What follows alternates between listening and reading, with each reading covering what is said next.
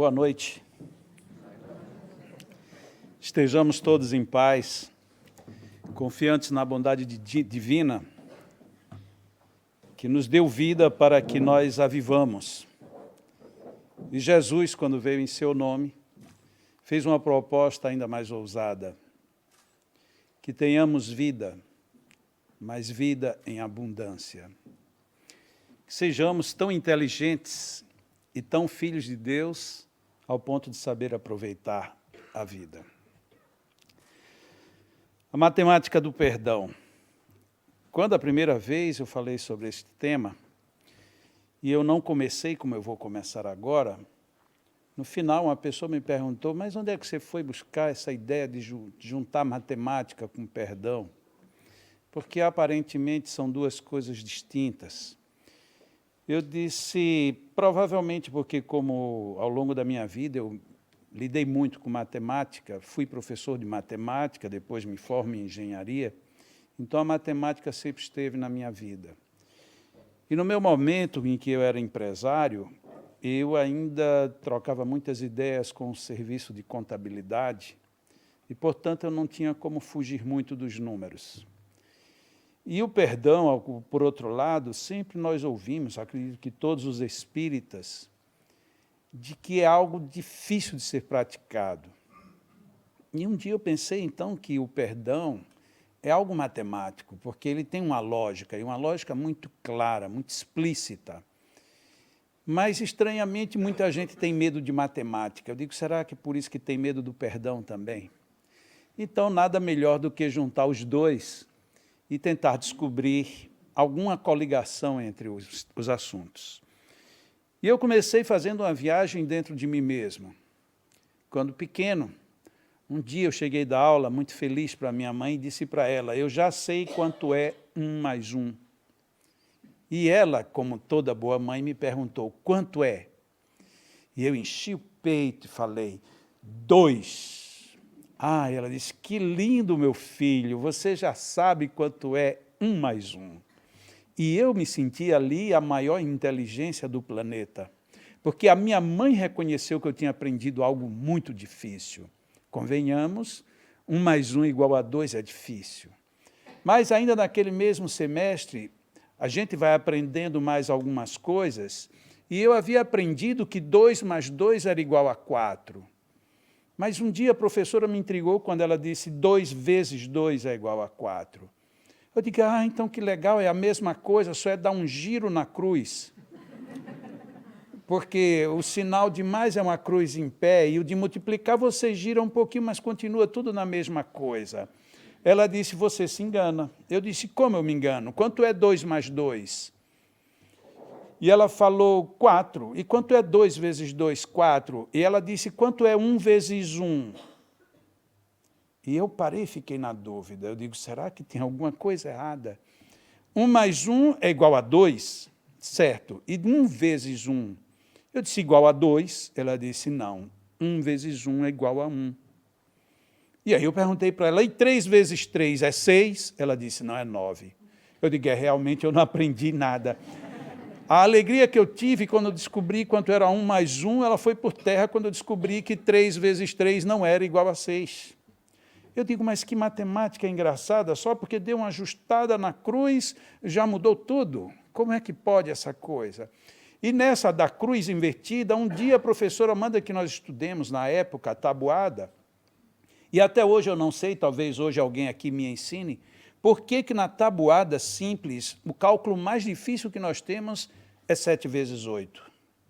A gente sabe tudo, a tabuada de 9, a de 6, a de 5, a de 3, tudo a gente sabe, mas quando alguém diz 7 vezes 8 é 7 vezes 8, a gente sempre pergunta a pergunta de novo para poder dar tempo de processar. Outras pessoas põem a mão no bolso para ficar 7 vezes 6, 49, para poder, uns somam, outros diminuem, para poder chegar a quanto é 7 vezes 8. Essas alturas todo mundo aqui já se lembrou, porque eu já dei tempo.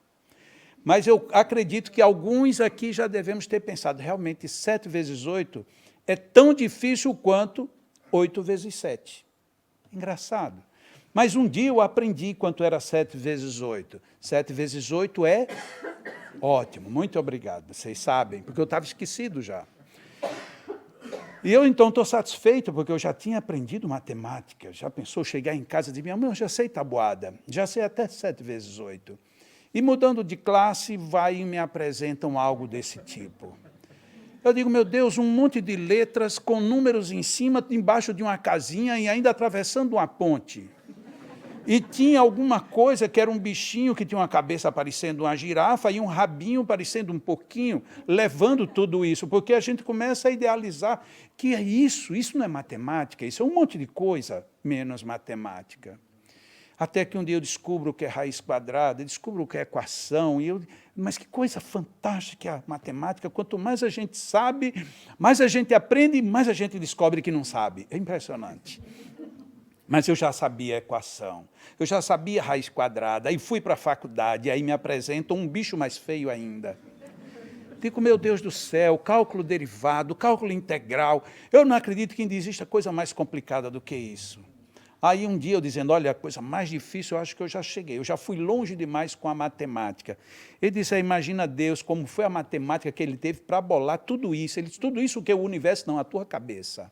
Digo, Jesus, realmente ele deve ter tido muito trabalho, que bolar uma cabeça como a minha, que ficou feliz quando descobriu quanto era 1 mais 1 e que hoje fica indignado quando aparecem essas coisas. N, cos, o que é cos? Nem uma palavra completa não era. E a gente vai ficando intrigado, até que um dia a gente descobre que tudo isso faz sentido. Até lá a gente fica com a cara mais ou menos assim. A gente olha para a matemática e fica apavorado, aquela cara de bebê que acabou de nascer. Cada vez que aparecia um novo signo, uma nova situação, era tudo difícil. Ou então a gente ficava com aquela cara de inteligente. Os pais olham para a gente e dizem, olha como o nosso bebê é inteligente, olha a cara dele. Como que se inteligência viesse impregnada na face. E aí a gente fica desse jeito, até que a gente cresce mais um pouco, e para mostrar que não entende, a gente usa as coisas de qualquer maneira. E aí dá uma confusão.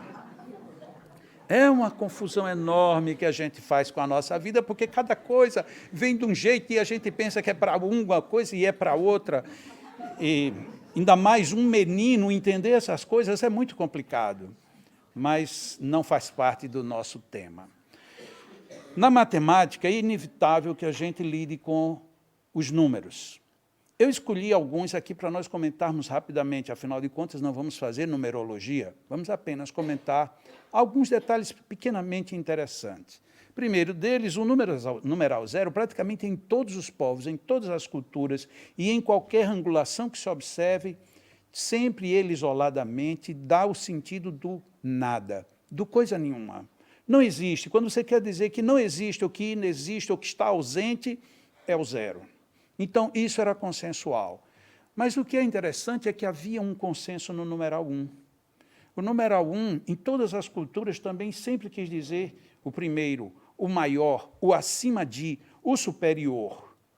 E aí nós tínhamos, quando vem a cultura de acabar a divulgação de que Deus era tudo, tinha o Deus raio, Deus trovão, rei, Deus das águas, Deus disso e Deus daquilo, até que vem com Moisés, nós temos ali o conceito agora de um Deus único. Então, nós temos um Deus único. Jesus, quando vem à Terra, diz, eu e o Pai somos um.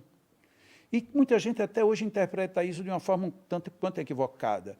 Porque se a gente diz, Jesus é meu irmão e Deus é meu Pai, e ele e Deus é um, significa dizer que eu e Deus sou um. Mas a gente não tem essa ousadia. Um dia eu fui fazer uma palestra num lugar, e eu ia falar sobre Deus. E Jesus falou que nós somos deuses. Bom, se ele falou que nós somos deuses, ele e o Pai é um, eu também sou um com ele, então eu sou Deus mesmo do mesmo jeito. Que tal eu começar minha palestra dizendo, eu sou Deus? E eu comecei a palestra dizendo, trago-vos uma surpresa. E aumentei a voz, de propósito, eu sou Deus. E aí baixei a cabeça. Ficou aquele misto de espanto, esse cara é louco. Como é que alguém traz para um centro espírita um louco para dizer isso? Né? E eu sou sal. Enlouqueci de vez. Né?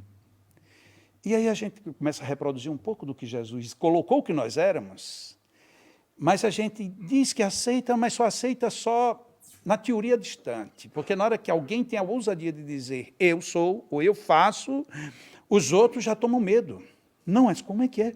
Você é Deus? Sim, eu sou Deus. E daí qual é o problema? Quando eu falo sobre o livro dos Espíritos, não tem uma questão bem objetiva, a questão 555 do livro dos Espíritos. Eu estava na Bahia, na cidade de Salvador, que é a cidade do Brasil mais cheia de crédulos e crenças, e eu cheguei, estava para um auditório aproximadamente de 450 pessoas, o presidente do centro estava sentado abaixo, porque eu ia fazer várias projeções, então eles preferiram ficar de frente. E eu disse assim, olha, eu sou um feiticeiro. Agora, você dizer isso na Bahia, isso causa um impacto. O presidente do centro que estava lá olhou para mim assim e baixou a cabeça. E eu olhei para ele mesmo e disse, eu sou feiticeiro, você não sabia? Nossa, que mal-estar que acontece aquilo. E eu olho para o público todo e disse, mas eu sou um feiticeiro espírita. Fica aquela mal-estar, Leonor. Mas sabe o que é um mal-estar? Eu disse, ainda tem mais, eu sou um feiticeiro de número 555. E aí foi o único momento de brincadeira que eu fiz, foi quando eu disse que não era o 666, porque esse é a besta fera, e eu não sou. E aí eu vou e projeto a questão 555 do Livro dos Espíritos, que Allan Kardec pergunta que sentido se dá à palavra feiticeiro. E os Espíritos começam dizendo, feiticeiro é todo aquele homem de boa fé que tem dupla visão, que tem dupla vista, e que se propõe a fazer, este é um feiticeiro, a fazer o bem. Eu digo, eu sou um homem de boa fé, eu tenho dupla vista, e que ele diz assim, e que tem magnetismo, poder magnético, e eu tenho poder magnético. Então, se eu tenho dupla vista, se eu sou um homem de boa fé, e se eu tenho magnetismo, então eu sou um feiticeiro por definição. Mas nós não lemos, e quando lemos, não percebemos o que está escrito. Então, na hora que eu chego e digo que eu sou feiticeiro, todo mundo se espanta. Não, mas eu estou de acordo com a questão 555 do Livro dos Espíritos. Literalmente, não é filosoficamente, é literal. Então, é a mesma coisa. Quando Jesus diz, eu e o Pai somos um, eu também posso dizer, eu e ele sou um também. E daí, qual é o problema? E no Livro dos Espíritos, nós temos como primeira questão, a questão que fala também de Deus como sendo o número um, ou o sentido de número um, que é a inteligência suprema, a causa primária de tudo. Então, no número um, de uma certa forma, nós temos um conceito bem universal de que Deus é o símbolo do número um, e o número um é o primeiro, é o essencial, é o maior. No numeral 2, nós nos encontramos numa situação extremamente comum na Terra, que é a do sistema binário. Um computador como este, que tem capacidade de fazer cálculos velocíssimos e nos trazer respostas que às vezes nós não conseguimos fazer, ele faz dentro de um processo binário, sim e não, 1 e 2. Então, tudo é calculado apenas em duas variáveis. E nós vivemos nesse sistema. Já desde muito tempo, a lei de Talião era o olho por olho, dente por dente. É um sistema binário. Nós temos um sistema binário naquilo que nós falamos hoje como sendo a lei do Espiritismo, a lei de ação e reação, que é também o mesmo conceito que se dá à lei da física, que em Espiritismo muitas vezes nós chamamos de causa e efeito. No fundo, é o mesmo sistema binário. Nós temos o sistema binário nas outras culturas orientais, quando nós temos o yin e o yang. Mais uma vez, o sim e o não, o foi e o veio, o vai e o virá a ser e por aí afora. E nós tivemos a melhor definição em Jesus em várias passagens, mas das que ficou mais destacada foi quando ele disse, pedi uma vertente e obtereis a outra vertente. Buscai e achareis. Batei e abre-se-vos-á. Então, é um sistema binário. Allan Kardec sintetiza tudo isso quando ele diz, o céu te dará pelo que tu fizeres, ou seja, a cada um é dado segundo as suas obras. É um sistema binário. Então, nós vivemos, de uma certa forma, no número 2, no nosso cotidiano. A gente tem isso aqui, o café está quente ou está frio. Às vezes ele nem está frio, mas para café ele está frio. Porque se você tomar água na temperatura que você diz que o café está frio, a água está quente. Mas mesmo assim nós temos valores que estão sempre um em oposição ao outro, o escuro e o claro e assim sucessivamente. No numeral 3, nós também temos algumas pequenas revelações que nós poderíamos ter como imagem para fazer esse conjunto matemático. Nós temos o passado, o presente e o futuro. Nós temos na Bíblia o Pai, o Filho e o Espírito Santo, ou o Santo Espírito, como queiram alguns. No Espiritismo, nós temos Espírito, Perispírito e Corpo, composto trino. E nós temos ainda na questão 27 de O Livro dos Espíritos, quando Allan Kardec pergunta, nós somos então resultado de encontro de duas vertentes, o Espírito e a matéria. E os Espíritos então responderam, acima de tudo Deus, Espírito e matéria. Eis aí, expressão da questão 27, eis aí a trindade universal. Trindade, agora não naquele sentido restrito, mas no sentido do universo aberto, que estamos tudo a depender do grande Criador e dos dois elementos que temos à nossa disposição, o Espírito e a matéria. No numeral 4, nós temos também aqui uma coisa extremamente rica. Podemos olhar nos nossos pontos naturais que a gente aprende na escola, norte, sul, leste, oeste, as posições da lua nova crescente, cheia, minguante, mas em Lucas, no capítulo 19, temos a história do Zaqueu. E o Zaqueu, num dado momento, ele diz para o Senhor, aqueles a quem eu causei danos, a esses eu pago até 4 tantos. E aí surge a pergunta inquieta, por que ele falou 4? Por que não 3, ou 2, ou 5, ou qualquer outro número? Será que ele disse 4 assim, absolutamente do nada? De onde veio o 4? E havia, então, no regime de direito civil daquela época, uma injunção que dizia qualquer pessoa que foi pego tendo causado lesão a outro, lhe roubando algum bem, ele terá que, além de pagar pelo dano do roubo, ele terá que pagar 4 tantos do que ele levou. Era a maior penalidade, que muita gente diz, graças a Deus, isso não vigora mais. Porque já imaginou no nosso mundo, se cada um que nos levasse uma garrafinha d'água tivesse que devolver 4? Ia ser uma maravilha, né? Mas como já não tem mais essa pena, a turma leva, se um dia descobrir, e vamos ver como é que fica. Então, fica sempre meio que a favor. Mas o Zaqueu, então, nos propõe uma questão intrigante.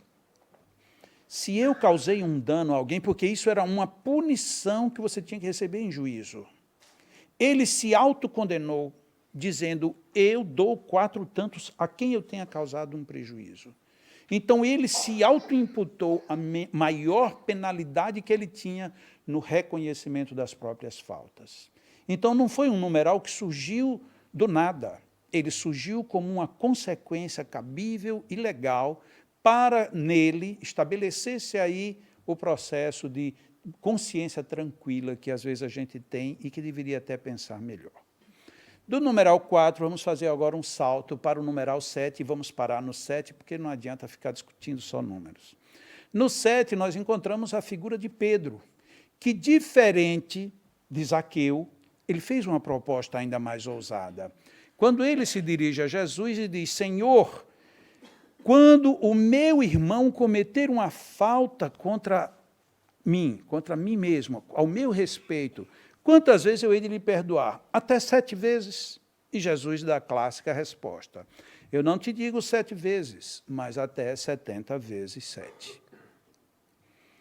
Aqui, então, entram algumas questões. Primeira questão, a sabedoria do próprio Pedro, que a gente imagina sempre, eu particularmente, imagino sempre Pedro, aquele pescador velho, que não teve a oportunidade do estudo nem de nada, mas era um homem que já tinha uma sagacidade. Ele vai e coloca assim, quando alguém cometer algo contra a minha pessoa, porque na nossa intimidade, a gente nunca fez nada contra ninguém. Já percebeu? Como tem gente, às vezes, que não gosta da gente sem a gente nunca ter feito nada. É impressionante, porque se a gente vai perguntar, ninguém nunca fez nada, ninguém nunca fez nada, ninguém nunca fez nada, e a gente não sabe por que a gente tem tanto problema com as pessoas.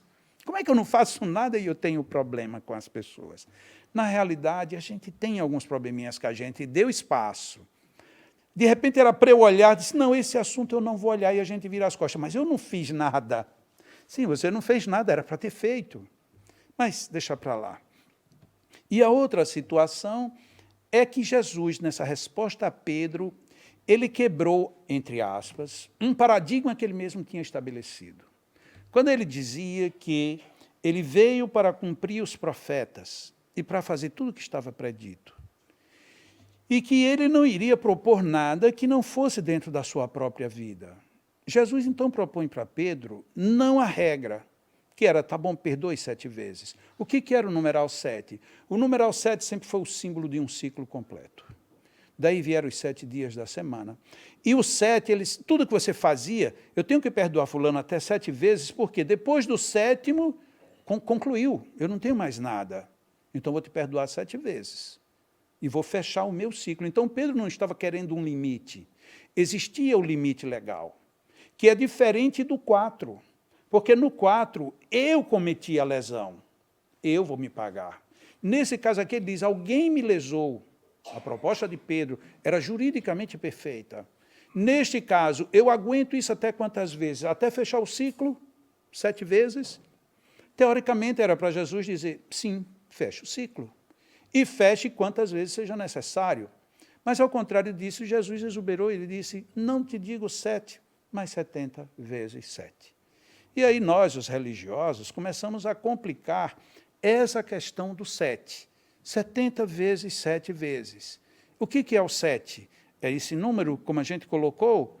E o que é o 70 que Jesus propôs? É um número aleatório? Foi um número apenas para fazer combinação com 7? Não, 7, 70. Se fosse 8, era 80. Se fosse 4, era 40. Mas e o que é 70 vezes 7? É uma multiplicação simples. 70 vezes 7 dá 490. 490 vezes eu tenho que perdoar alguém. E aí, um dia, assistindo uma dessas palestras que passam na televisão, há muitos anos, não tinha nem tanto internet, e se tinha, eu nem sabia, estava lá um palestrante falando assim, 490 vezes temos que perdoar alguém. Acredito que, naquele momento, alguém soprou no ouvido dele e depois acrescenta, cada erro. Eu digo, mas como assim? Quer dizer, então, que a pessoa disse, vamos supor que uma coisa real, alguém olhar para mim e dizer que eu sou feio, isso é um pecado, porque é uma mentira. Então, a pessoa olhar para mim e diz, você é feio. Aí eu digo, Na semana seguinte, eu me encontro com a pessoa, você é feio, eu digo, 2. E eu vou ter que contar até 490 e dizendo, não tem problema. Aí a pessoa chegando 485 vezes, aí ele vai e passa por mim e diz, você é feio, 486. Mas eu nem vou mais falar da sua feiura, eu vou dizer agora que você é chato. Quer dizer, não deu tempo nem de eu retornar, porque não chegou no 490. E lá estou eu agora, tendo que agora aguentar mais 490 que eu sou chato, e depois que eu sou qualquer outra coisa, e isso com cada pessoa, com cada tipo de erro, é uma matemática impossível, não tem como você registrar. E se a pessoa, cada vez que ela se relaciona com você, ela comete um pecado diferente. Aí como é que você não vai fazer essa contabilidade? Nunca. Eu digo, nossa, mas exageraram aqui na conta de Jesus, porque 490 já era muito. Imagina uma pessoa, 490 vezes você tem que perdoar. É porque eu estou pensando aqui num perdão pequeno, mas vamos pensar num perdãozinho um pouco maior. Você deixou o dinheiro para pagar a conta de amanhã e o seu amigo querido foi lá e levou o seu dinheiro para ir gastar com bobagens. E quando você olhou, disse, não, essa foi a primeira vez, eu vou perdoar. Só faltam 489 vezes. Aí a gente vê que vai à falência, então é um cálculo estranho. Mas um dia eu estava assistindo uma palestra espírita mesmo, num centro espírita, e o palestrante disse que não era 70 vezes 7, mas sim 70 vezes elevado à 7ª potência. Eu digo, Jesus Cristo, agora o negócio complicou, porque é 70 vezes 70 vezes 70 vezes 70 vezes 70 vezes 70 vezes 70. Se isso fosse dito lá na Bahia, era assim, 70 vezes 70, 70 vezes 70, 70 vezes... Vira uma música, porque o negócio é muito... Né, repete tanto que vira um som. Eu digo, não dá para pensar que Jesus quis dizer isso. Porque aí, se 490 já estava difícil, esse número aqui era demais. Aí alguém vai dizer, mas não era isso, era 70 elevado à 7ª, 7 vezes. Eu digo, pronto, agora... Vamos parar por aqui, porque essa matemática definitivamente está fora de cogitação. Eu não posso imaginar Jesus preocupado com esse tipo de processo. Aí eu preferi deixar de lado essa matemática e fui procurar outro tipo de matemática. Se, portanto, quando fordes depor vossa oferenda no altar, vos lembrardes de que o vosso irmão tem qualquer coisa contra vós, deixai a vossa dádiva junto ao altar e ide antes reconciliar-vos com o vosso irmão. Depois, então, voltai a oferecê-la. Eu digo, nossa, isso é matemática pura. Jesus está dizendo, se você quer resolver este problema aqui, com este dado é insuficiente, mas se você pegar este dado aqui e conseguir resolver, automaticamente você resolve esse. Isso é matemático. Então, Jesus ele colocou uma equação aberta, que você pode ter opções para resolver o problema. Porque chegar aqui direto é difícil. Então, como é que eu chego aqui? Vem aqui. Onde era o chegar? Chegar no altar, a gente imaginava que era um altar, uma pedra. Mas não é isso que Jesus está falando. Ele está falando do grande altar, falando do grande, falando do um, que no fundo somos nós mesmos. Mas era isso que Jesus falava. Mas Jesus, mais uma vez, usa a mesma psicologia, agora bem mais profunda do que a de Pedro. Ele diz assim, você vai depor a sua oferenda e o vosso irmão tem alguma coisa contra vós. Olha como Jesus era sábio, porque se ele dissesse, se você tem algum problema com alguém, a gente não precisaria ir. Por quê? Porque, vamos ser sinceros aqui, todos nós, um conosco mesmo, nós não temos problema com ninguém, pois não? Não temos. Eu sei que é honesto da nossa parte. Os outros, sim, são que têm problemas conosco. Então, Jesus resolveu o problema na raiz. Ele disse, ó, se você tiver um problema, nem se preocupe. Agora, o problema é se o outro tiver. Porque a gente nunca tem. Por que eu tenho um problema com você? Eu tenho porque você me atrapalha. Então, a culpa é sua. Percebe como Jesus psicologicamente usou o negócio no caminho, na justiça e na justeza perfeita.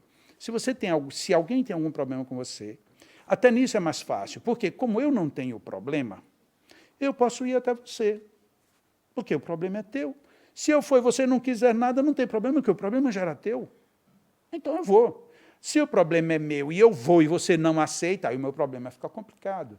Então, Jesus coloca, se ele tem algum problema com você, vai até ele, refina-te com ele, e depois, então, você vem e coloca a tua oferenda, porque aí agora essa oferenda tem sentido. Matemática pura. São dados assim que eu digo, meu Deus, quer dizer que Jesus, ele veio do mundo espiritual superior sabendo matemática. E eu nem me dava conta disso. Eu imagino ele como carpinteiro, se ele viesse trabalhar aqui com o Fernando estava feito. Porque ele sabia calcular todos os ângulos para fazer todos os móveis bem direitinho, porque ele era bom de matemática. Tão bom de matemática que mesmo nas partes mais simples dele, a gente vê isso. Digo-vos que assim haverá maior alegria no céu por um pecador que se arrepende, do que por 99 justos que não necessitam de arrependimento. Porcentagem. Jesus usa aqui a percentagem. Se um pecador se arrepende, o céu comemora. Muito melhor do que 99, que não tem mais do que se arrepender. Aí a gente fica, às vezes, veja como nós somos seletivos e equivocados. A gente seleciona as pessoas que não têm problema. Olha, graças a Deus, a minha família é uma tranquilidade. Todo mundo se dá bem. Um dia veio uma pessoa nos visitar, era tanto problema que a gente já mandou de volta para a casa dele, porque não queremos problema. Ou seja, a gente não quer comemorar nada, porque os que estão todos bem, não tem o que comemorar. Agora, se vem um totalmente perdido, e aí esse se recupera, yes, é aqui. Essa aqui é a grande vantagem. É assim que é o processo de lá para cá, diverso do nosso. Jesus, quando veio, precisava de 12. Nem sei se ele precisava de 12, mas ele disse que sim. Ele escolheu como os 12. Ele foi lá, mandou preencher ficha, cada um desse suas referências, para ele mandar examinar. Que nada. Não, olha, eu estou precisando, vem você, vem. Não, mas meu filho, traga junto. Pronto. O critério de seleção de Jesus era um critério absurdo. Escolheu 12, onde, dentre os 12, o melhor o traiu. O melhor que se diga, o mais preparado. O traiu. Quase que a dizer assim, olha, vocês tomem cuidado com suas seleções. Porque nem sempre o melhor é o melhor. E nem sempre o pior deixa de ser o melhor. Pedro, com toda a grandiosidade dele, Pedro só vem reconhecer Jesus depois que Jesus se foi. E como que ele vem reconhecer Jesus? Ele vai fugindo, e Jesus lhe aparece e diz, para onde tu vais, homem? E aí Pedro toma um susto. Ele estava fugindo. Depois de ter convivido com ele, tudo o que ele conviveu, ele não suportava. Disse, vai, volta para o nosso povo. Aí é quando, naquele momento, Pedro diz, peraí, então é o Jesus mesmo. Agora eu vou. Olha, ele conviveu com Jesus. Isso é interessante, por quê? Porque muitas vezes a gente diz, mas meu Deus, já fui ao centro espírita tantas vezes, já fui na igreja católica, já fui em Fátima, já fui em Lourdes, já fui em Aparecida, lá em São Paulo, já fui em tanto canto, eu já fui no templo de Jeová, eu já fui... Mas olha como eu sou ainda. Pois é, ainda tem jeito. Agora, você vai ter que acreditar nisso. Acredite, porque no dia que você acreditar, você vai ser esse 1%. E esse 1% é valioso no reino dos céus. Apesar de que a gente tem uma tendência a valorizar nem sempre o melhor. Apesar de que, por outro lado, nós valorizamos esse porque até pensamos que eles eram os melhores. No fundo, a lição de Jesus é tão sábia que ele nem diz que a gente valorize nem o melhor nem o pior, mas que a gente nunca perca a esperança. Nunca. Porque sempre virá, sempre surgirá, sempre levantar-se-á aquele que é o um, que é o essencial. Eu não fumo. Eu também não, eu também não, eu também não. Mas vocês já fumaram? Nunca. Legal. Olha, eu não fumo, mas eu ainda estou sofrendo. Por quê? Faz 2 semanas que eu larguei, mas você não imagina como me dói. Mas faz 2 semanas? Muito bem. Vamos levar mais 1 semana, mais 2. A gente vibra com esse, porque esse venceu agora. Os outros, por certo, já tiveram vibrações lá para trás.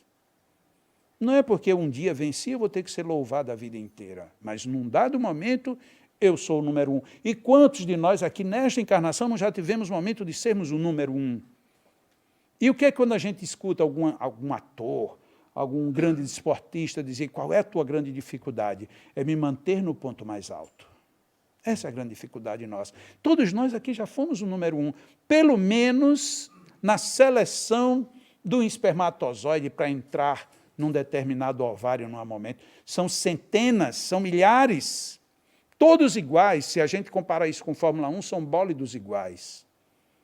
Mesmo combustível, mesmo motor, todos malucos, correndo na direção, ninguém sabe do quê, e o outro dizendo que vai chegar primeiro, você pode chegar primeiro, mas quem fura sou eu. Né? E termina na hora H, quem furou, que é o resultado do furo aqui. Né? Nós somos o resultado daquele danadinho que conseguiu romper. Que maravilha, já fomos o número 1 até nisso. E tem gente que diz assim, não, mas o meu cabelo não é legal. Mas agradeça, você conseguiu. Imagina se você fosse o outro. O outro nem conseguia entrar, nem entrou. Imagina, ele, na entrada ele ia perder os cabelos e ia ficar muito pior nessa. Agradece a Deus. Mas é porque, olha, eu tenho aqui um negocinho que poderia estar melhor, está nada. Agradece a Deus. Não, mas eu não posso fazer? Pode, vai e faz, mas não reclama. Para que você vai reclamar? Não, mas é porque eu sou assim, eu sou de alta estatura, eu sou de baixo, eu sou gordo, eu sou magro. Sim, e o que você quer fazer? Você quer o que da sua vida? Vá, seja o número 1. Não para dar satisfação aos outros, mas para dar uma satisfação a você, enquanto indivíduo que merece toda a solicitude divina, porque você é Deus, você e Ele somos um. Nossa, na hora que eu começar a pensar assim, esse Jesus vai deixar de ser aquele Jesus que está lá na igreja. Que a gente entra, ele está lá na igreja. Quando a gente sai lá no meio da rua, ele não está conosco. Eu penso muito Jesus como um parceiro, penso. E quando eu me esqueço, eu me dou mal. Eu dirijo, estou conduzindo um carro, e Jesus, eu coloco ele ali do meu lado. Então o semáforo está verde, e eu venho me aproximando, e ele amarela. Se eu não converso com ele, eu passo. Mas, de vez em quando, eu olho assim, Senhor, e aí, o que é que eu faço? Ele diz, meu filho, já sei. Aí eu já meto o pé no freio e fico quietinho. Porque se eu deixar Jesus há 2000 anos, eu não vou consultá-lo nunca. Alguém me diz uma coisa desagradável. Senhor, o que é que eu respondo? Esse meu filho, fique calado, eu digo, sim, senhor. Pronto, está resolvido o problema. Porque às vezes basta a gente perguntar a ele o que a gente vai fazer. Mas você acha que Jesus anda no seu carro? Eu acho que ele anda. Eu acho que ele anda desde um dia que eu vi uma história em que um senhor estava sentado numa cadeira em um templo protestante. A história é desse jeito mesmo. Por favor, não pensem que eu estou colocando o protestantismo na berlinda. E, num dado momento, o pastor estava falando, porque nós precisamos nos entregar a Jesus, porque Jesus está sentado ao lado de Deus. E aquele homem fez, e balançou a cabeça. E o pastor viu e ficou meio irritado, mas não podia fazer nada. Apesar de que tem alguns descrentes, tem algumas pessoas que não acreditam e ninguém sabe nem por que vão para a igreja. Deveriam já estar condenados. Porque não admitir que o Senhor está ao lado de Deus, sentado no trono. Aí foi que o pastor ficou furioso. E o pastor repete pela terceira vez e ele diz que não. Terminado o culto, o pastor vem em direção a ele, ele já vai saindo, e o pastor foi catá-lo lá na porta. Vem cá, eu quero falar com você. Sim. Por que o senhor fica ali, eu estou falando, e o senhor disse, não, porque o senhor estava dizendo uma bobagem. Como bobagem? Você não acredita em Deus? Eu acredito, agora no que o senhor disse, não. Mas o que houve? Ele disse, olha, o senhor sabe o que eu sou na minha vida profissional? Eu sou bombeiro. Não sei se aqui em Portugal também chama bombeiro, que apaga incêndio. Eu sou bombeiro. E de repente eu estou em casa deitado e eu recebo um aviso de que eu tenho que ir urgente porque está havendo um incêndio e eu tenho que ir salvar alguém que eu não sei quem é, não sei onde está, não sei por que foi que houve, não sei por que aquilo aconteceu e está lá dentro do fogo e eu tenho que entrar no fogo para ir tirar a pessoa lá de dentro. E faço isso, colocando a minha vida em risco. O senhor acha que eu vou aceitar que com tanta gente ardendo no inferno, como o senhor disse que tinha, Jesus está sentado lá em cima sem fazer nada? Não, senhor, Jesus está lá no inferno. E aí o pastor ficou sem argumento. Mas é lógico, porque Jesus, já pensou, Jesus está lá. Ei, Deus, você está vendo? Olha quantos tem ardendo lá embaixo. Mas não vamos nem acreditar no inferno, vamos pensar aqui na nossa terra mesmo. Mas olha só as pessoas lá em Portugal, no Brasil, passando tanta necessidade, né? Eu acho é pouco. Não é assim que eles vão falar? Lógico que não, eles estão aflitos e mandam os anjos, mandam os espíritos protetores, mandam almas boas para o nosso lado para tentar nos soerguer. Essa é a função da divindade. Mas às vezes a gente aprende tanto de que Deus está lá num trono, distante, tão distante, e de uma forma cruel, porque Deus coloca um fardo pesado nas nossas costas para depois dizer, muito obrigado, Senhor. Como obrigado o quê, Senhor? Certa feita eu estava fazendo outra palestra e disse algo que não agradou muito. Eu já digo, sabe, Leonor, coisas que não agradam, mas não sei por quê. Eu estava comentando sobre Jesus e disse, porque Jesus disse, aquele então que quiser, tome a sua cruz e siga-me. E eu, então, na palestra, eu disse, graças a Deus, sabendo que eu tenho que levar a minha cruz, eu já mandei procurar qual era o material mais leve que tinha. Então, eu escolhi uma coisa bem leve e coloquei primeiro uma almofada aqui no ombro, porque eu não sei quanto tempo eu vou carregar essa cruz. Então, eu quero uma cruz leve, acolchoado no meu ombro, e lá na ponta da cruz eu vou colocar 2 roldanas, para não sair dando muito solavanco. E agora que tem molas e amortecedores, minha cruz eu vou levar numa boa. E eu disse isso e fui na palestra, depois fiz os entornos, e a pessoa no final veio falar comigo, você fica brincando com o evangelho? Porque a gente tem que levar uma cruz muito pesada. Eu digo, olha, quando você estiver com a sua, me diga que eu ainda sento em cima para ficar melhor. Porque se você acha que você veio para cá só para carregar peso, meu amigo, você está perdendo tempo. Porque, lógico, a gente já tem a nossa cruz, mas não a obrigação de fazê-la pesada. Porque se Deus me deu inteligência, é para eu usá-la, é para eu desenvolvê-la. E não simplesmente para usar a minha inteligência para fazer algo contra a minha própria pessoa. Isso não faz o menor sentido. No Pai Nosso, Jesus também coloca bem direto uma equação de primeiro grau. Perdoa as nossas dívidas como perdoamos os que nos devem. Eu, às vezes, vou em alguns centros espíritas, que as pessoas, quando vão fazer o Pai Nosso, quando chega nessa hora, perdoai, Senhor, as nossas dívidas. Aí, assim como nós deveríamos aprender que um dia iremos perdoar os nossos devedores. Quer dizer, a gente corta completamente a equação, quer dizer, tudo o que Jesus disse foi por água abaixo. eu tenho que perdoar, eu tenho que ser perdoado como eu perdoo. Bom, se eu vou perdoar um dia, Senhor, então um dia também o Senhor vai me perdoar, porque a equação é direta, ela não faz curva. Então, Jesus, até na época do perdão, ele também foi bem matemático, né? E pragmático, convenhamos. Porque Jesus ele não tinha nada de bobo, ele não colocava nada assim, Senhor, o que é que o senhor acha que eu devo fazer? Eu não sei, meu irmão, quem sabe?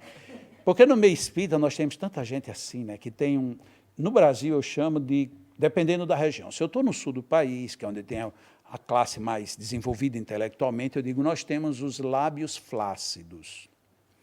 Quando é no norte, na minha região, aí eu digo que é beiço mole. É um monte de espírita beiço mole que ele fala assim, meu irmão, eu não sei. Treme tudo. E às vezes quando está lá fora do centro espírita, saiu da porta, e aí falando, o que é que você quer? Aí fica tudo duro outra vez. Então, Jesus não tinha lábios flácidos nem beiço mole. Jesus era sim, sim, não, não, tanto que ele sugere isso, é mais um binário dele. Seja o vosso falar sim, sim, não, não, porque o que disso passar vem do maligno. Aí a gente faz o quê? Vive aqui, nesse meio termo. Quando alguém diz assim, e aí, é ou não é? Sabe que eu não sei. Mas você não sabe o que, nem eu sei o que é que eu não sei, mas só sei que eu não sei. A gente não se complica, a gente fica assim, fica de bem com tudo, menos com a gente mesmo, porque é um negócio meio complicado. Enquanto isso, Jesus era bastante objetivo no que ele tinha a nos oferecer. Um dos problemas do perdão, inclusive, envolve, porque a gente pensa que o perdão é só a gente perdoar. E nem sempre é só perdoar. Tem o pedir perdão. Eu preciso pedir perdão. Muitas vezes a gente até diz, mas eu não errei, mas a pessoa entendeu que você errou. E se ela entendeu que você quer estar bem com ela, você tem que pedir perdão. Mas eu não tive a intenção. Ok, mas o outro não sabe disso. Vá lá para ele. Quantas vezes a gente encontra e diz, olha, eu queria te pedir perdão para uma coisa. Não, mas você não tem do que me pedir perdão. Não, mas a gente ficou tão estranho. Não, mas a gente ficou porque você ficou e a gente desconversa e não chega em canto nenhum. Eu, durante muito tempo, tinha uma amiga de infância, nós éramos muito amigos mesmo. Mas, na infância, alguma coisa aconteceu um dia e nós deixamos de nos falar. E passamos anos morando próximos e não nos falávamos. Um dia, já adolescentes, essa pessoa se mudou para uma outra cidade muito distante e passamos anos sem nos ver. E um dia eu estava na cidade da pessoa, e estava num evento que eu nem me dei conta de que havia uma alta probabilidade dela estar presente. E tal aconteceu. Quando eu cheguei, que eu olhei e disse, mas olha quem está aqui. No que eu disse isso, eu me lembrei, mas eu não falo com ela. Mas automaticamente eu pensei, mas eu não falo por quê? Qual é a razão para eu não falar? E eu não me lembrei. E eu fiquei, meu Deus, o que aconteceu? Eu não consigo me lembrar o que foi que houve, que eu não falo com essa pessoa. Eu não tenho mágoa, eu não tenho ressentimento, eu não tenho nada. O que está acontecendo? Já sei, eu vou conversar com ela. Nisso que eu estava nesse confuso pensar, ela vai e se vira na minha direção e olha, na hora que ela me olhou, ela me reconheceu, ela virou o olhar. Ou seja, ela deve ter passado pelo mesmo processo. Jacó está aqui, mas eu não falo com ele. Então, estava ali criado em paz. E ela ficou de costas. E eu, ao entrar, fui até ela, bati. E aí, tudo bem? E ela finge o espanto, né, que é natural nosso, né? A gente já viu, mas como fez que não viu, alguém tocou, bem natural. Tudo bem? Tudo, mas era aquele tudo forçado, estava explícito que ali tinha um problema. Eu disse, me desculpe vir falar com você, mas é porque eu tenho uma dúvida que eu gostaria de esclarecer, e eu acho que só você para me esclarecer. Ela, pois não. Eu disse, olha, aconteceu isso, nós éramos muito amigos, e hoje não nos falamos. E eu queria que você me dissesse o que foi que houve, o que foi que eu fiz, porque eu devo ter feito alguma coisa desagradável, só que eu não me lembro. Aí ela disse, você não lembra? Eu disse, não lembro. Eu disse, eu também não lembro. E eu estava querendo saber o que foi que houve que a gente não se fala. Eu disse, bom, eu não lembro. Você não lembra? Não. Então, por que a gente vai ficar sem se falar? Ela disse, não faz sentido. Pois é, então me dê lá um abraço. E nos abraçamos e voltamos a ser amigos. Eu não me lembro até hoje. Ela me diz que não se lembra. Entretanto, a gente estava sem se falar. Éramos 2 adversários ou 2 inimigos. Porque simplesmente um precisaria chegar e dizer, me perdoe. Mas do que? Eu não sei. Me perdoe. Mas como é que eu vou perdoar de uma coisa que eu não sei? Não sei. Você perdoa, você diz, está perdoado do que eu também não me lembro e estamos tudo quites. Olha que coisa mais fantástica. E vencemos. Eu poderia, não estou me colocando aqui como sendo a pessoa boa da história. Simplesmente, na hora, me incomodou eu saber que eu estava ali com uma pessoa que eu tinha o maior carinho do mundo e, repentinamente, tinha desaparecido. E agora, era uma boa oportunidade. Pedi perdão. Nem precisei pedir, nem sei se eu pedi. Eu só sei que a gente superou uma inimizade que não tinha nenhum fundamento de existir. A outra situação é perdoar o outro. Porque se eu não perdoo o outro está com dificuldade. E nós temos que saber sempre, quem é o professor? É o que sabe mais. Quem é que pode perdoar? É o que está com melhor noção. Bom, se eu já tenho, mas eu sou espírita, mas eu não sou de ferro. Ok, mas você é espírita. Sou. Então vai lá. Mas o outro é católico. Então é melhor o outro, que o outro está mais superior do que você. Aí a gente vê que não é um está superior, o outro está inferior. Mas é um que precisa ceder para que o outro ceda também. Do contrário, vamos ficar na inimizade. Jesus disse, eles não sabem o que fazem. E ele nem tinha do que pedir perdão. E perdoar-se a si mesmo. Que esse hoje é um dos graves problemas da humanidade. Tem muita gente que adoece fisiologicamente, somatiza psiquismos, porque não se perdoa. Eu não acredito que eu fiz isso, Jesus. E 10 anos depois a pessoa diz, mas olha, um dia eu fiz uma coisa, e aquela coisa ainda está ali, me machucando o tempo inteiro. Se perdoe. Não é você ser bonzinho consigo mesmo. Identifique, corrija, ajuste e saia. Uma das grandes coisas, como o Fernando me apresentava falando da psicanálise, uma das grandes coisas, talvez a maior lição que eu aprendi na psicanálise, foi a interpretação do luto que o Freud nos sugeriu. Um dos não perdão a si próprio é a falta do entendimento desse luto. Do jeito que eu tenho luto, quando eu ponho luto, quando eu perco, entre aspas, alguém, eu tenho que pôr luto quando eu me perco de mim mesmo.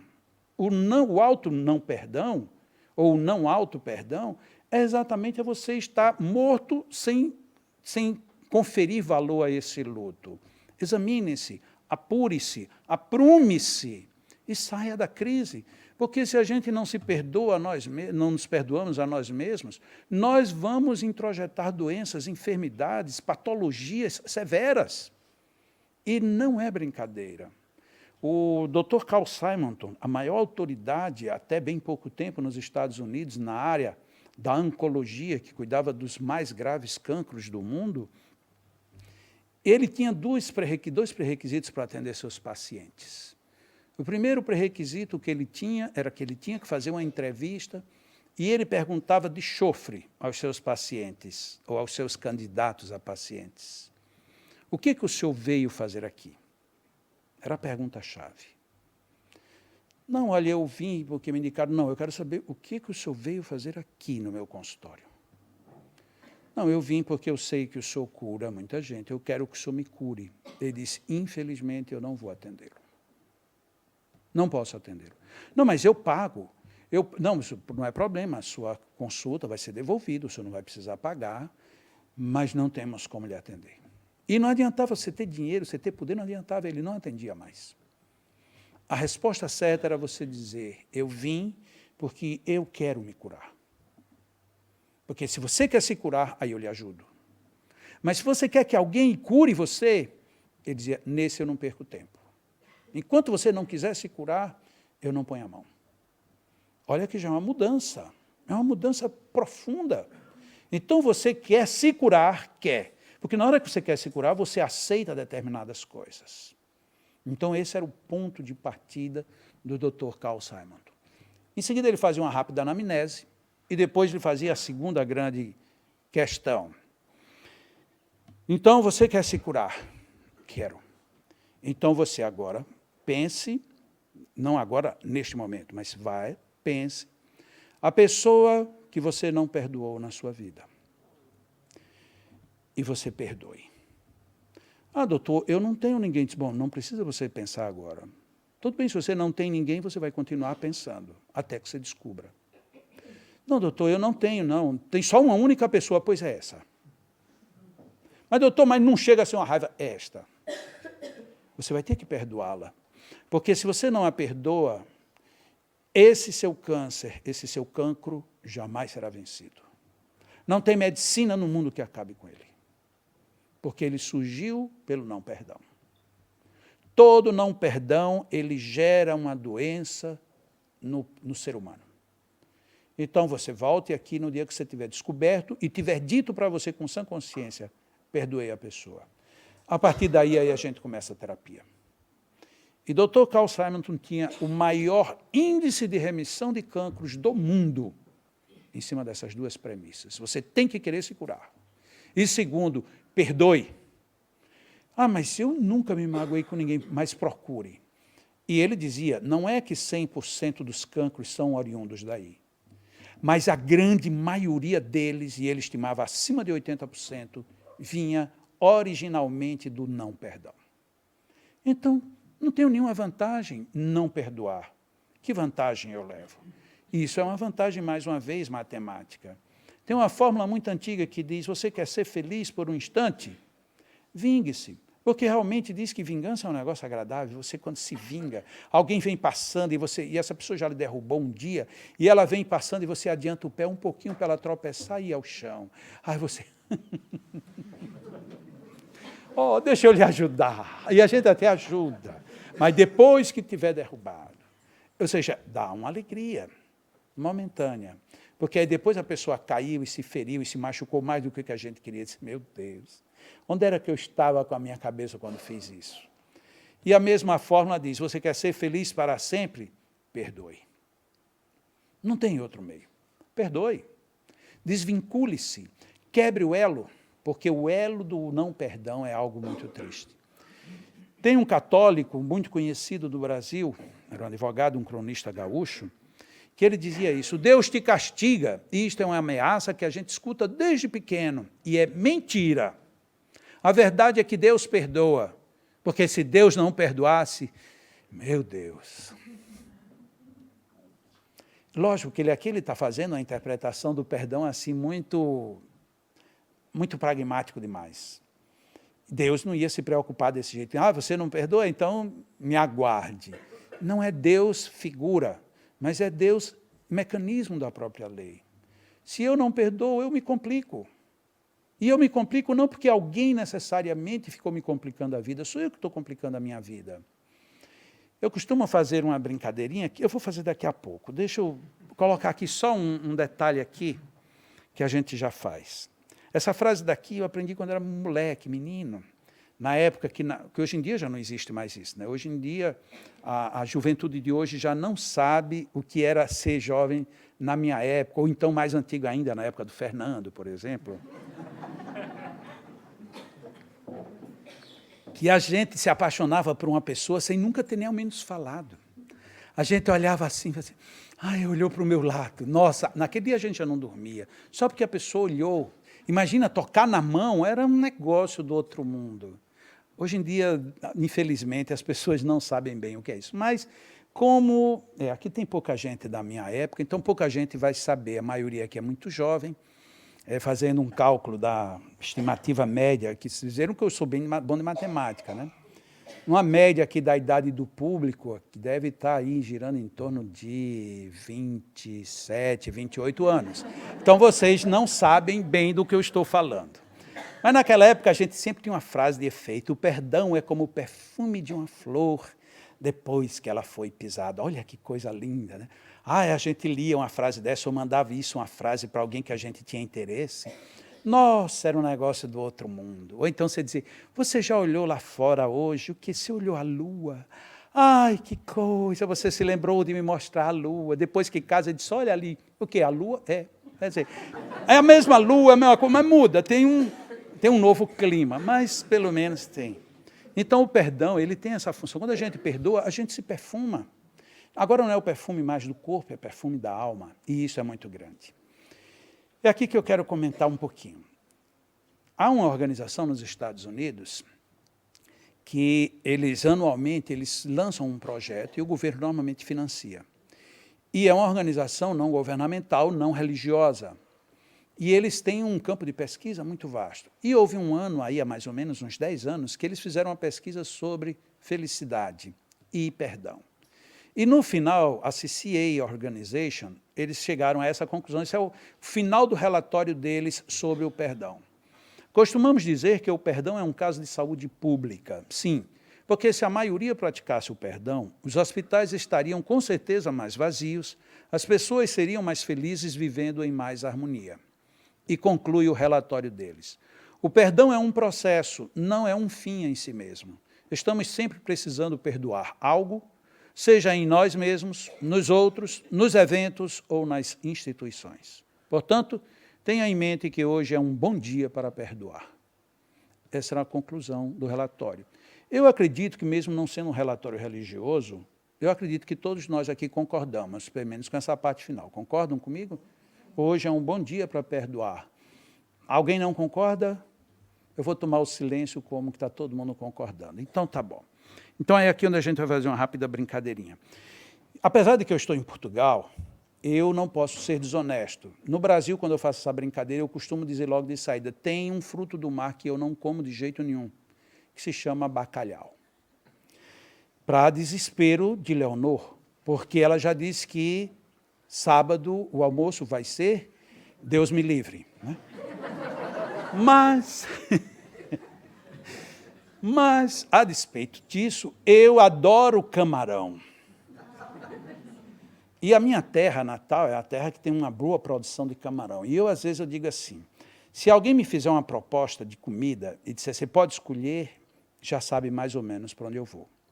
Então, eu faço essa proposta agora para todos vocês. Eu vou pensar no meu camarão e vocês, cada um de vocês, vão pensar em um prato que vocês gostam. Mas pensem exuberando, não se preocupe que vocês não vão desembolsar por isso. Pensem aí, mesmo que seja num bacalhau, pensem, eu vou pensar num camarão. Agora, na seguinte condição, eu vou dizendo a minha e vocês vão reproduzindo com vocês a mesma situação. Eu vou comer um camarão, mas num restaurante que eu conheço, que tem um camarão delicioso, e o ambiente do restaurante é a combinação perfeita. Vocês estão indo para algum lugar também. Ok.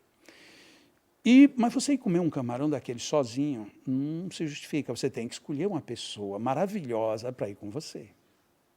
E eu tenho essa pessoa. Então, eu vou com essa pessoa para esse restaurante e vou chegar lá e vou pedir, aqui talvez não tenha essa marca, mas eu vou pedir um camarão ao molho catupiry. E vem o garçom, e inclusive naquele dia estava um movimento diferente, tem umas pessoas que chegam com violino, tocando a música, e me é servido o camarão, vocês estão se servindo de alguma coisa, nem precisam me dizer. Mas tem que ser tão bom quanto é aquele camarão para mim.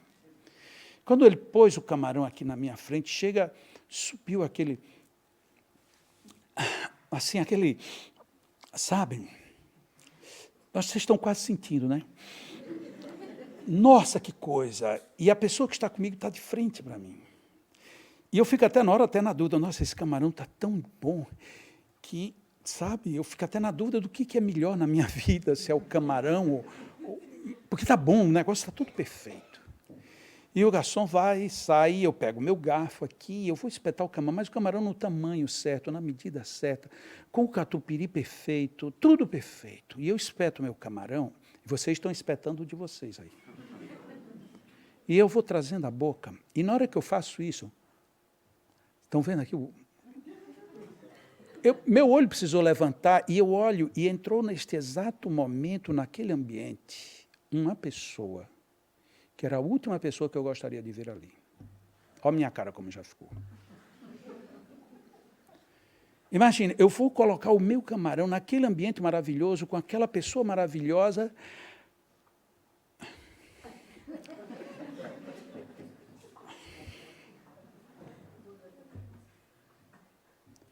Agora me diga, será que eu amo essa pessoa que está aqui na minha frente ou aquela? Porque diz que o amor é que dá tempero. Mas aquela coisa destemperou tudo.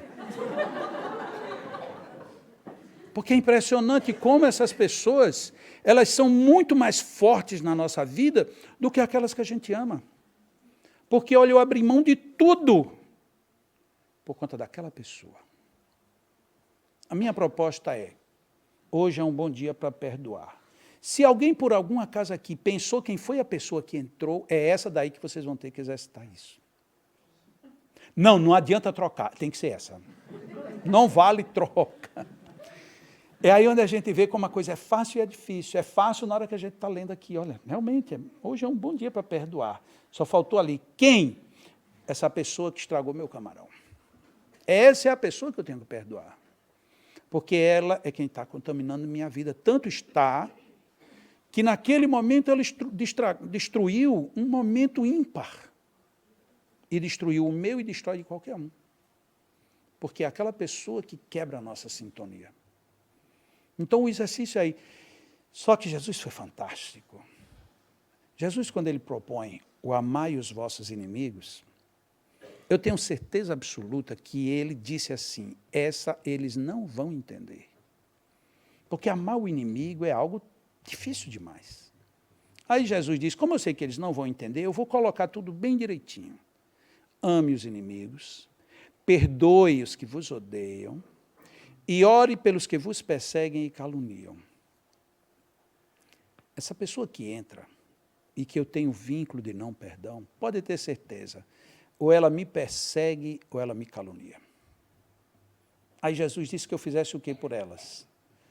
Ore por elas. Ore. Porque ele fez um vínculo direto, amai os vossos inimigos, separa. Perdoai os que vos odeiam, separa. E ore pelos que vos perseguem e caluniam. Quem me persegue e calunia é fácil, aquela pessoa que fala mal de mim, que tenta me derrubar, que me destrói os meus projetos, que está sempre atrapalhando minha vida, esse me persegue e me calunia. Eu devo orar por essas pessoas. Para quê? Para quebrar a faixa de sintonia. Eu não preciso ir me abraçar com elas. Meu amorzinho, ser beiço mole, nada.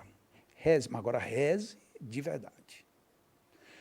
Os que me odeiam, estes eu perdoo. Por que eu perdoo? Porque o ódio é deles, não é meu. Na hora que eu os perdoo, o ódio deles fica com eles, e não comigo. Enquanto eu não perdoar, eu estou absorvendo tudo que ele me manda. A pessoa que me odeia, me odeia. Só que na equação de Jesus ficou faltando um elemento. Amar o meu inimigo. Aí quando a gente vai analisar, veja coisa de cabeça de quem estuda matemática, né? Todo mundo faz assim, amai, perdoai, orai. Eu, como não entendia isso, eu digo, deixa eu fazer o contrário, porque em matemática a equação tanto faz indo como vindo. Aí eu vim de trás para frente. Quem é que é o meu inimigo? O meu inimigo é aquele que vive colocando a perna para eu cair. Não, esse é o que me calunia. Esse é o que me persegue. Não, aquele que vive falando mal de mim, que diz, não, esse está todo lá no primeiro bloco. Ok. Mas uma pessoa que vive dizendo que me odeia, que vai me matar, esse está no segundo bloco. E o seu inimigo, portanto, é...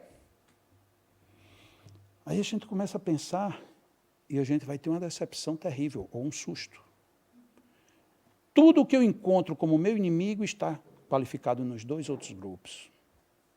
O primeiro grupo dos meus inimigos, mas Jesus disse que tem. Então quem é que habita isso? Eu sou o habitante do mundo dos inimigos, por isso que ele disse, ame seu inimigo, ame-se a si próprio.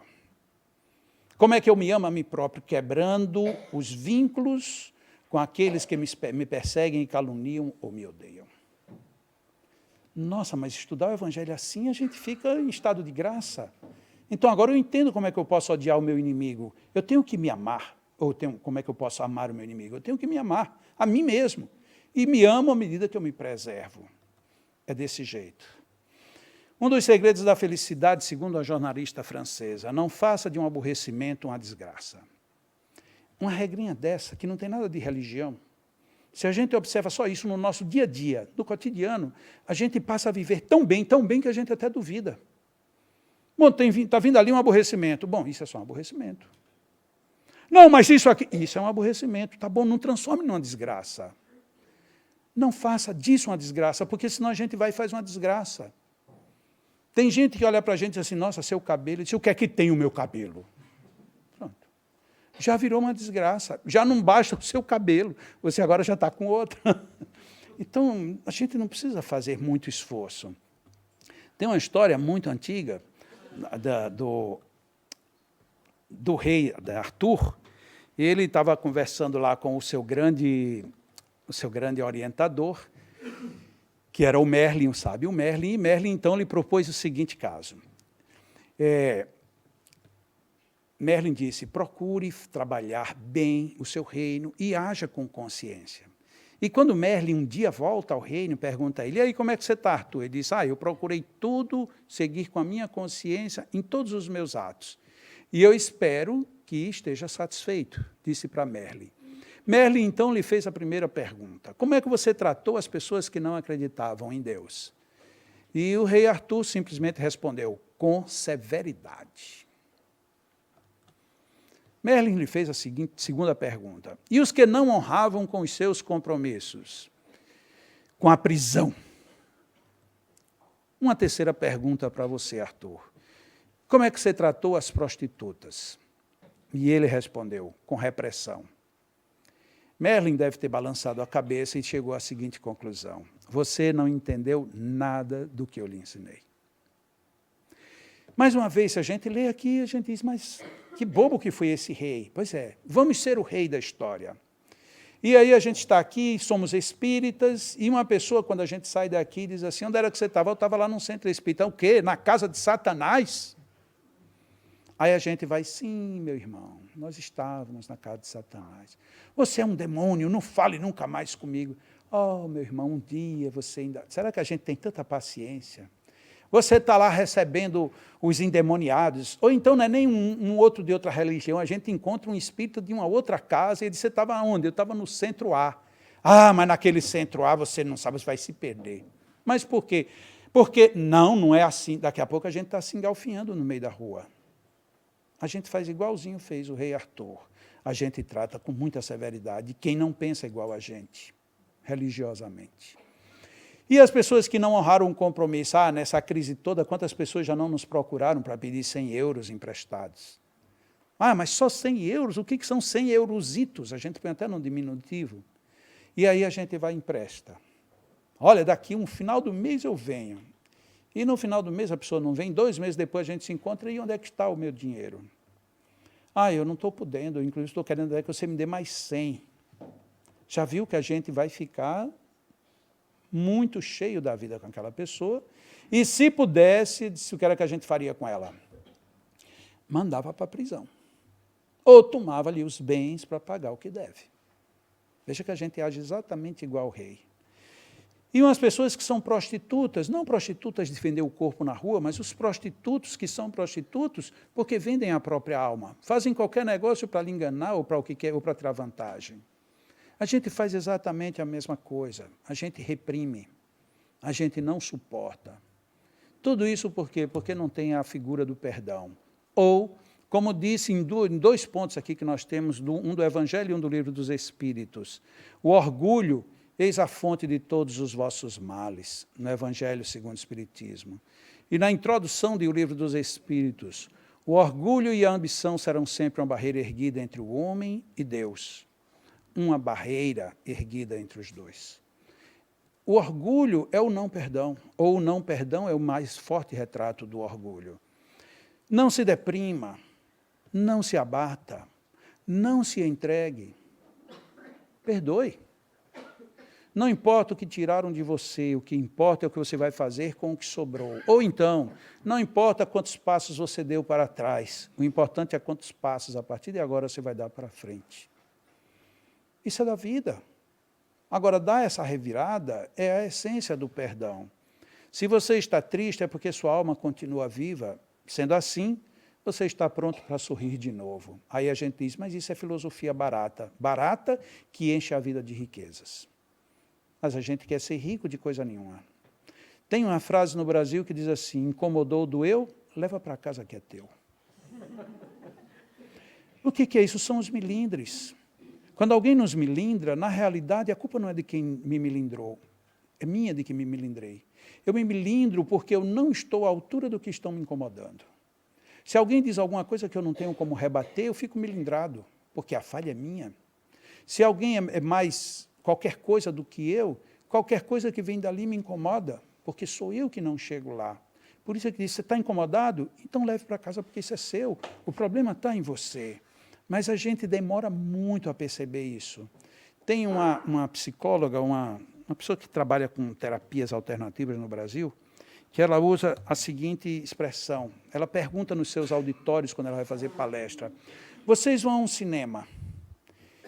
Lá no cinema, depois que vocês estão sentados, o filme começa a passar. Vocês olham para onde? O que vocês estão vendo? E a maioria responde, o filme. Ele diz, não, vocês estão olhando uma projeção. A mesma coisa está acontecendo aqui. Quando vocês olham para cá, vocês estão olhando uma projeção. Porque isso aqui, na realidade, está ali.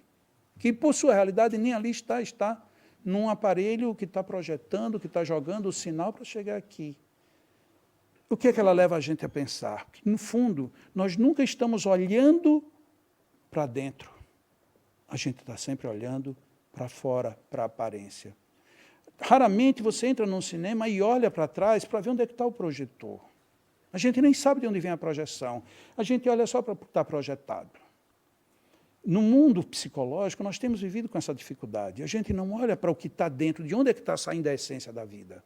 A gente olha para reclamar da vida. Ah, porque aqui é frio, porque aqui é quente, porque as pessoas são chatas, porque as pessoas não respeitam, porque o governo não faz, porque isso e porque aquilo. Ok, tá bom, e o projetor está projetando o quê para você tudo isso? Onde é que está esse projetor? Está aqui dentro.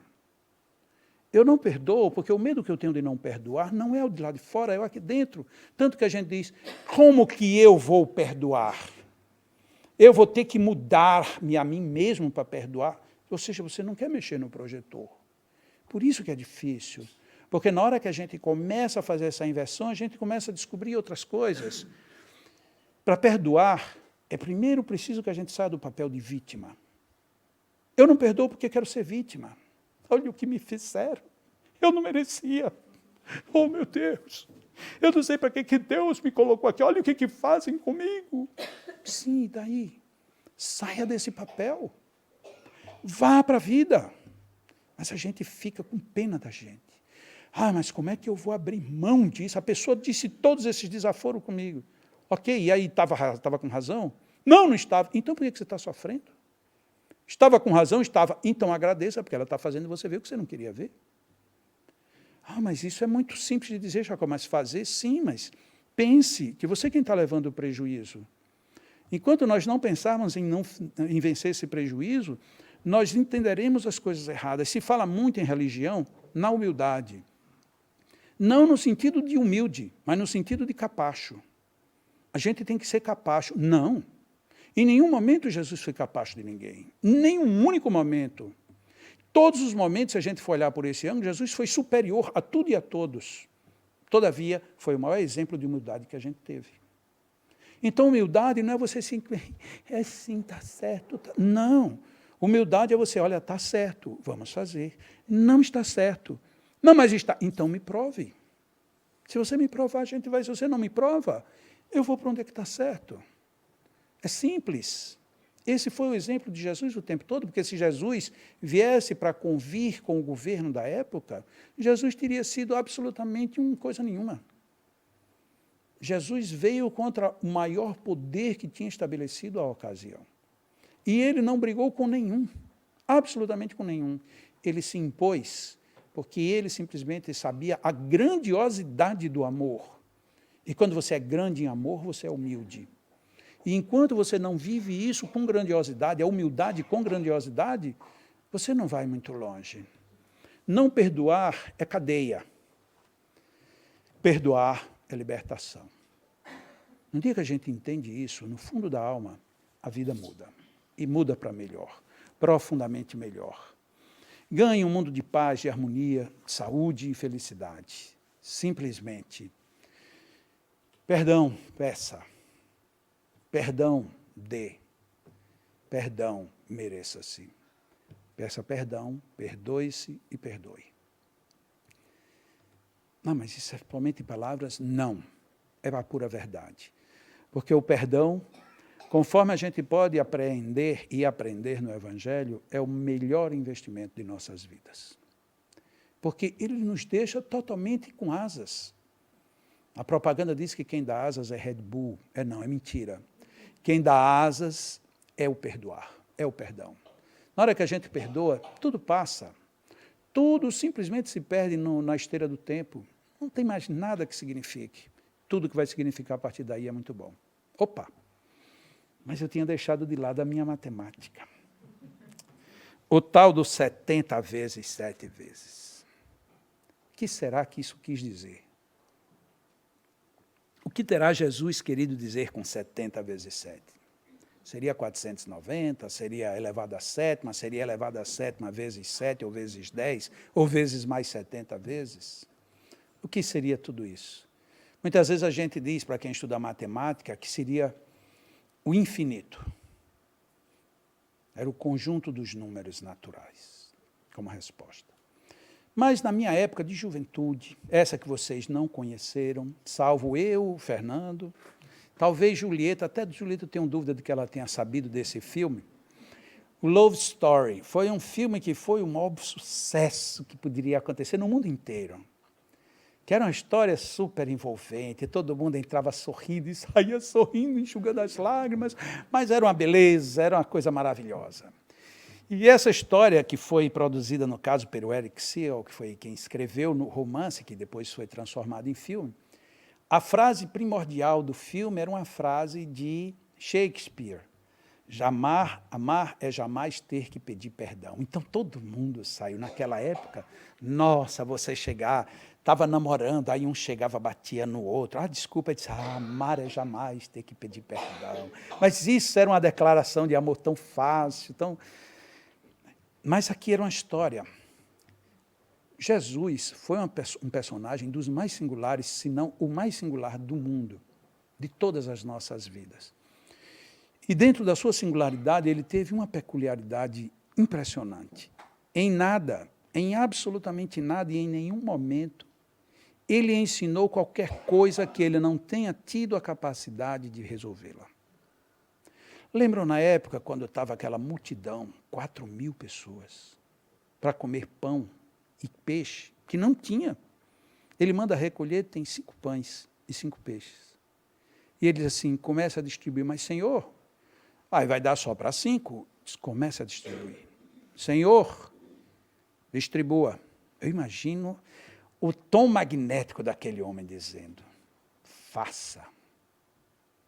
Eles começam a distribuir e vão distribuindo, e aquilo não acaba, e não acaba, e não acaba. E quando acaba, que todo mundo está satisfeito, ele manda recolher o resto. Se fosse nos dias de hoje, o carrinho que eu estava lá na frente, tinha precisado de uns 20 daqueles só para pegar o resto dos 5 pães, de tanto que foi. Então Jesus ele foi notável, porque tudo que ele dizia, tudo que ele sugeria, tudo que ele indicava, ele fazia. Quem vem lá caminhando sobre as águas, no lusco-fusco do final de tarde. Certamente Pedro não tinha visto. Se ele quisesse ser um pouco mais esperto, ele teria deduzido, porque quem é que poderia caminhar sobre as águas? Aí Jesus diz, sou eu, Pedro. Alguém há dito que Pedro nessa hora fez. Eu quem? Imagina. É muito... Você não conhecer Jesus, o vulto, e ainda por cima ele falar, e você ainda perguntar, eu quem? Eu acredito que nessa hora Jesus deve ter dado uma risada. Pedro, você não tem jeito, sou eu, Pedro, Jesus. Qualquer um de nós já estaria satisfeito. Bom, é Jesus. Aí Pedro não, Pedro diz assim, se és mesmo tu, ou seja, eu ainda estou na dúvida, diz que eu ande também sobre as águas, que eu caminhe também sobre as águas. Acho que Jesus deu outro sorriso e disse, pois vem Pedro, caminha. Algumas pessoas pensam que Pedro, a essas alturas, deu um pulo na água e saiu correndo.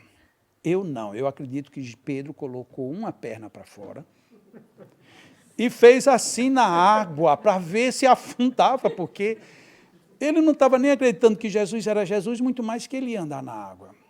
E Jesus deve ter chegado perto, chega, Pedro, eu vou te dar a mão. No mínimo, Jesus levantou Pedro, Pedro ficou em pé, disse, pronto, Pedro, caminha agora. Aí Pedro começa a caminhar. Imagino como ele tremia. Mas Vai Pedro caminhando, e aí o evangelho é bonito, que ele usa umas coisas interessantes. Diz, nesta hora, um vento setentrional sopra e forma uma pequena marola. Pedro, vendo aquilo, temeu, e afundou. É mais ou menos a fé que a gente tem. Dá uma sopradinha de nada no vento e a nossa fé já foi embora faz meia hora. Pois é, esse personagem, Jesus, ele não disse nada que ele não tivesse feito ou que ele não pudesse fazer. E aqui eu quero fazer a pergunta. Onde foi que está o registro? Onde é que está o registro de alguma situação em que Jesus estava perdoando alguém? Eu vou dar a resposta. Não tem. Não tem nenhum momento em que Jesus estivesse perdoando a ninguém. E aí fica estranho como é que Jesus está mandando perdoar, e mandando perdoar 70 vezes 7 vezes.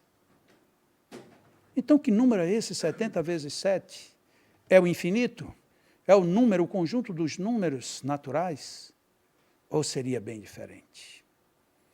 O que Jesus estava dizendo na matemática do perdão dele, é o que ele disse, Pai, perdoa-os, porque eles não sabem o que fazem. Na hora que Jesus diz, Pai, perdoa-os, o Senhor, é porque eu também não tenho nada a perdoar. A matemática do perdão de Jesus é, a gente tem que crescer um dia para chegar ao ponto em que a gente já não precise perdoar a ninguém. Por enquanto, estamos precisando pedir perdão, perdoar e nos auto-perdoar. Até um dia que a gente aprende que a grande sabedoria é a gente jamais precisar fazer nenhum dos três, porque já teremos superado todas as dificuldades dos relacionamentos e das presenças das pessoas em nossas vidas. Se alguém quiser achar que eu forcei a barra para chegar nessa conta matemática, peço desculpas. Se alguém pensar desse jeito, pensemos como Jesus. Se alguém está fazendo alguma coisa errada, Pai, resolve aí, Pai, porque de minha parte, eu estou limpo. Eu não quero mais pedir perdão. Não quero mais perdoar. Não porque eu tenha mágoa ou deixe de ter. Simplesmente porque já nada disso me toca. A minha vida é tão grandiosa que eu preciso e devo viver sem me magoar com mais ninguém. Sem magoar a quem quer que seja. E sem ter que me sentir uma figura perdida, porque eu também não estou fazendo por onde. Se eu fiz por ignorância, eu fiz por não saber. E se eu vou fazer sabendo, eu já não faço. E nunca mais vou precisar emitir perdão. Essa é a matemática que eu vi para convidá-los a comigo, juntos, e com Jesus, e com a própria essência da doutrina espírita, perdoarmos sem precisar perdoar jamais. Muitíssimo obrigado por terem vindo, muita paz, e que tenha servido para todos nós esse encontro, para a gente refletir que é possível vivermos melhor, muito além do melhor que a gente imagina. E o começo é esse aqui, não se incomodar, no sentido de não guardar nada desagradável. E se em algum momento a gente fez alguma coisa que alguém não entenda, me desculpe, me perdoe, e que expressemos isso com honestidade. Uma boa noite para todos.